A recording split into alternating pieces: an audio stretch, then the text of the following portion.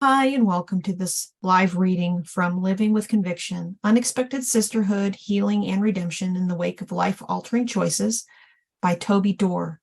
And this is presented by Itsy Bitsy Book Bits. Chapter 1, Dusted. Silent darkness began to offer a warm hug when sirens and muddled voices pried open a sliver of my consciousness. Streaks of light slashed my vision. I struggled to make sense of moving silhouettes made darker by strobes and blinking colors. Agents closed in. Stinging pain gripped me.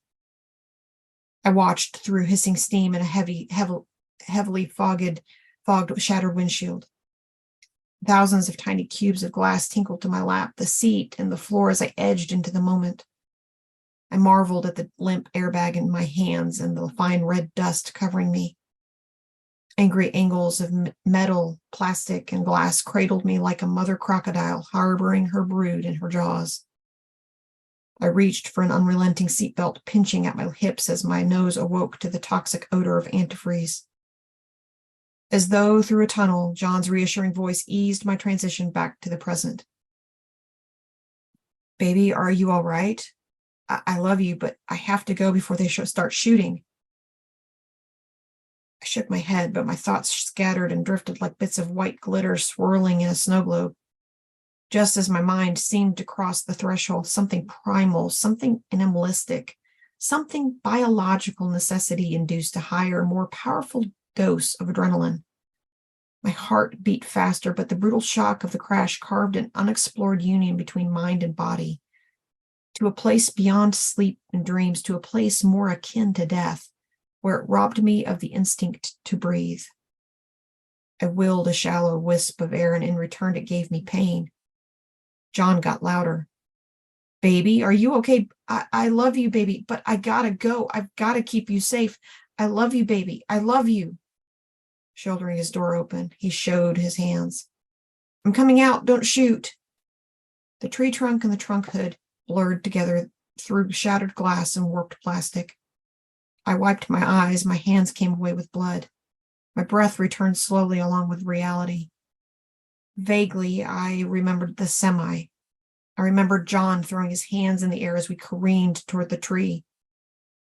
Brilliant white light from above splashed over the crumpled wreck. Orbs from flashlights bobbed through the woods.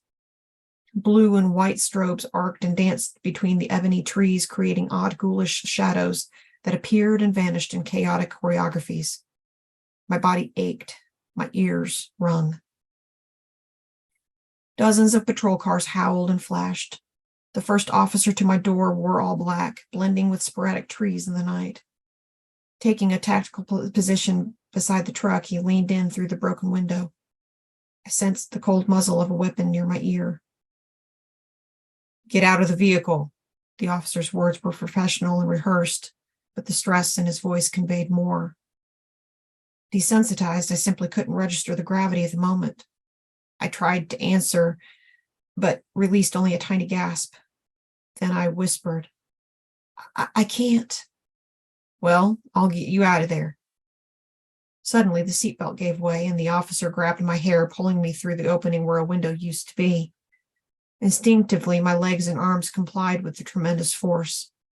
Like a heavy quilt thrown across the bed, I landed without a wrinkle. Face down, hands behind your back," an officer yelled. I turned my head to get precious air. John bellowed, "Baby, baby, baby, are you okay?" Looking up, I saw him straining against several officers as he dragged them around the end of the truck. John stood in steely defiance, his eyes locked on me.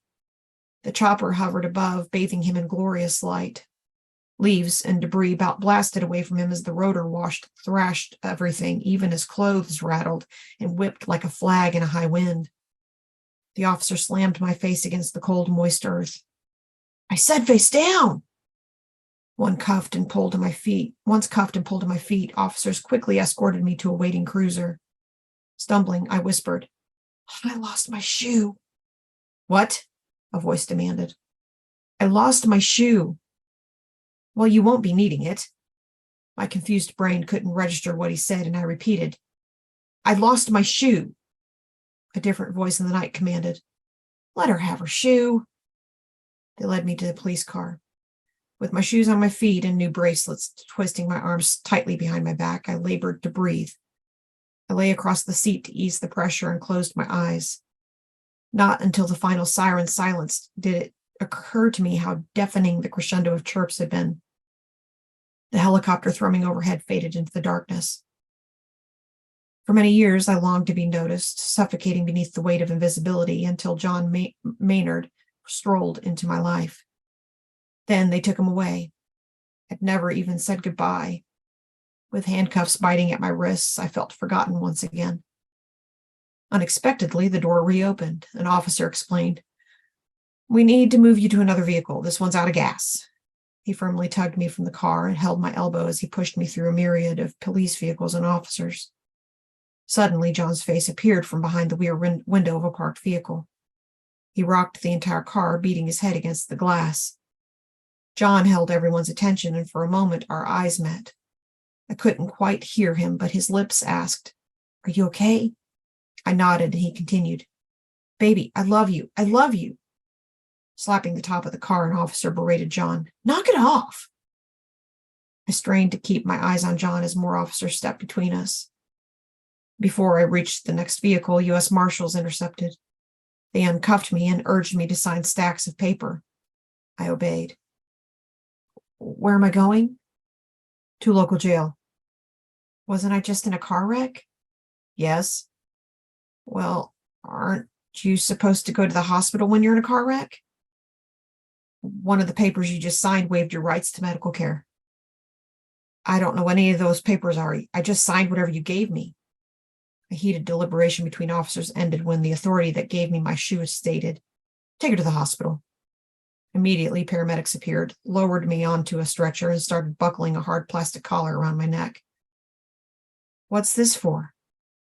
"You might have sustained neck injuries in the wreck. We are stabilizing you until we can get you to the hospital." I laughed with stifled indignity. "Well," I scoffed, "I've just been pulled through the window of a truck by my hair and then trampled into the dirt by officers. If injuries to my neck are your concern, you're a bit late." The irony, the sheer stupidity, the ridiculousness of my involvement had come full circle as I heard my muffled huffs break into sobs. The hospital bustled with a frenzied melee. Several hours later, after a doctor okayed my release, officers escorted me through hospital parking. A dark sedan rolled past, stopped, and then slowly backed up. Mr. U.S. Marshal emerged from the passenger door and walked straight to me. "Toby, you have tough times ahead of you. It's not going to be easy, but don't let this define you. You are so much more than this." Through speechless tears, I watched my muse walk away. How could I live with a conviction?